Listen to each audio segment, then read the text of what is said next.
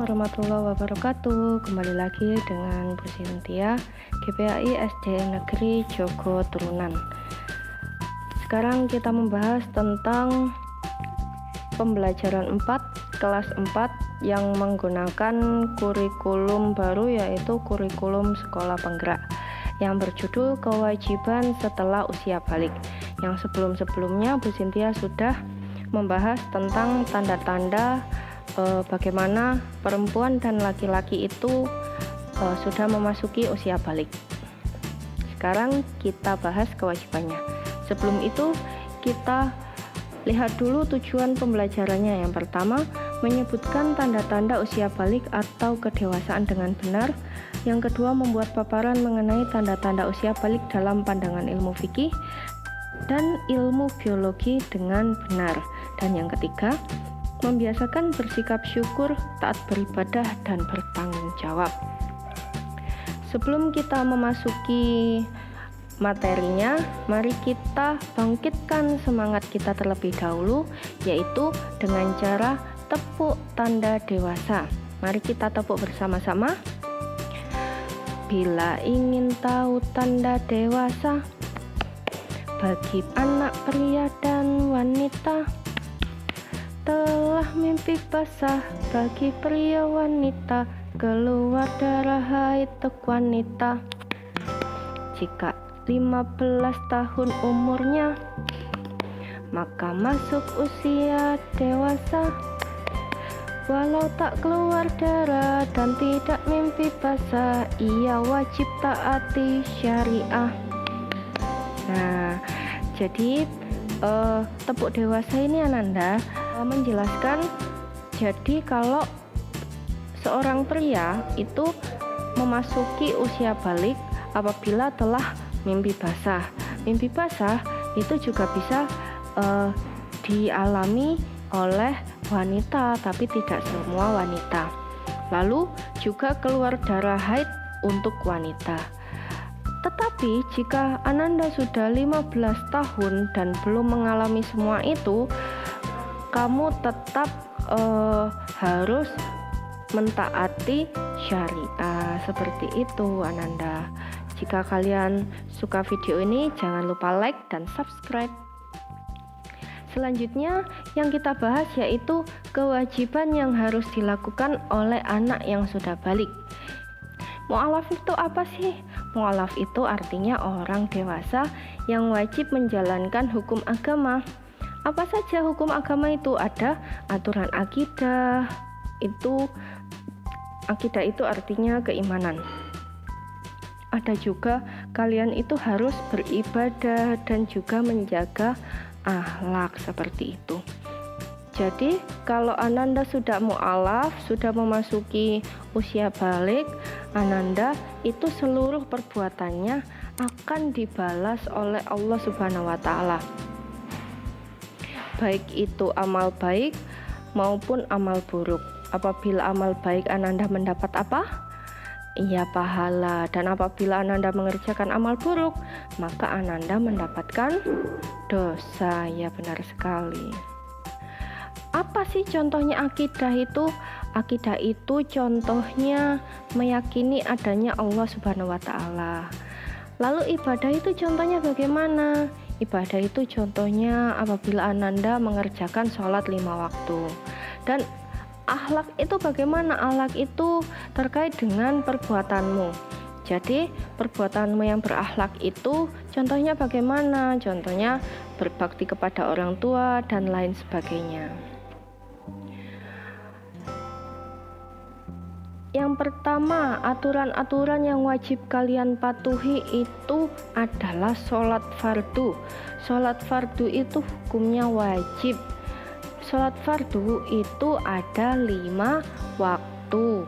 Yang pertama adalah subuh, duhur, asar, maghrib, dan isya.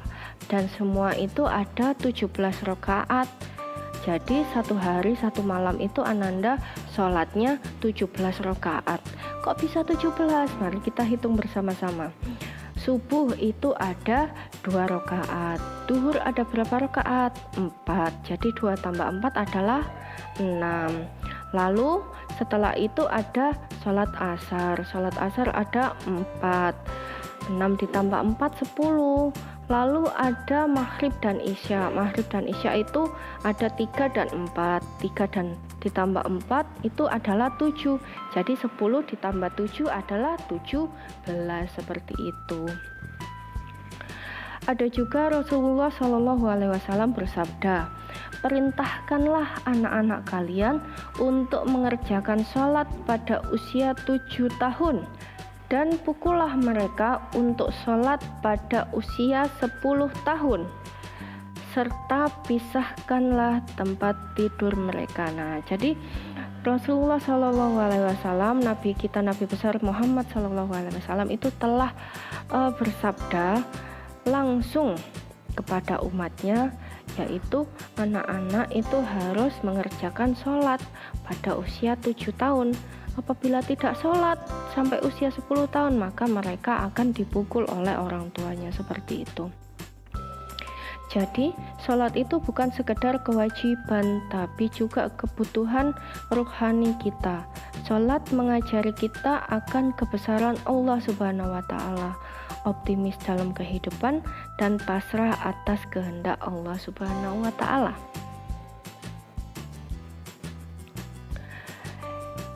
Yang kedua, aturan-aturan wajib yang harus kalian patuhi apabila sudah memasuki usia balik, yaitu menutup aurat. Aurat itu apa sih? Aurat itu adalah bagian tubuh manusia yang harus ditutupi menurut ketentuan syariah. Jadi, apa-apa saja yang harus ditutupi, kalian harus menutupinya. Aurat laki-laki itu berbeda dengan aurat perempuan. Kalau aurat laki-laki itu dari mana? Dari pusar hingga lutut. Sedangkan perempuan itu auratnya seluruh badan selain wajah dan telapak tangan, seperti itu. Jadi meskipun auratnya perempuan itu seluruh badan kecuali wajah dan tangan, jadi semua itu harus ditutupi, tetapi kalian tidak boleh memakai pakaian yang terlalu ketat sehingga menampakkan bentuk tubuh. Itu juga sama saja kalian tidak menutup aurat.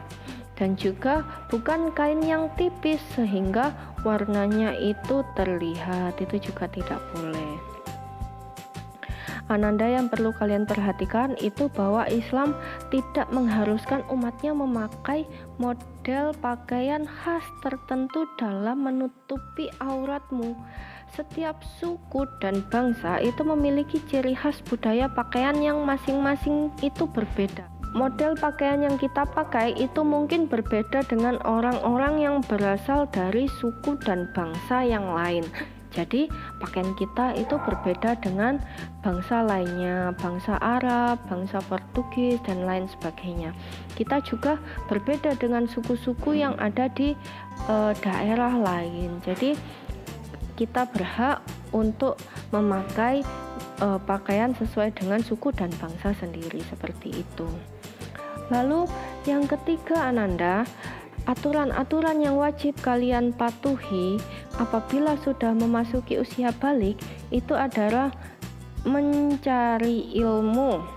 Jadi setiap muslim laki-laki dan perempuan itu berkewajiban untuk mencari ilmu sejak lahir hingga dia meninggal dunia. Anak yang telah balik itu dibebani hukum syariah. Dia akan menerima balasannya sesuai dengan apa yang diperbuatnya. Ilmu itu hanya dapat diperoleh dengan belajar. Apabila Ananda belajar, itu Ananda pasti dapat ilmu. Belajar itu tidak harus kalian selagi muda. Apabila kalian sudah tua nanti, itu kalian juga harus tetap belajar. Jadi meskipun sudah tua, Ananda masih bisa membaca buku dan mencari ilmu dari orang lain, itu boleh-boleh saja. Jangan lupa Ananda harus tekun membaca, tekun berlatih, dan yang paling penting itu adalah mengamalkan ilmu yang sudah kalian punya, agar ilmu yang kalian punya itu bermanfaat bagi orang banyak. Apabila ilmu yang kalian punya itu bermanfaat bagi orang banyak, itu artinya kalian akan mendapatkan pahala. Namun jangan lupa perbanyak berdoa agar Allah Subhanahu wa Ta'ala memberi ilmu yang luas dan bermanfaat bagi Ananda. Rasulullah Shallallahu Alaihi Wasallam dulu wahyu pertama yang diterimanya adalah Iqra. Iqra itu adalah bacalah. Jadi itu menunjukkan pentingnya ilmu pengetahuan. Allah Subhanahu wa Ta'ala akan mengangkat derajat orang beriman dan berilmu. Jadi bukan derajat orang-orang yang mempunyai uang yang banyak, mempunyai harta yang banyak. Jadi Allah melihat hambanya itu dengan melihat iman dan ilmunya.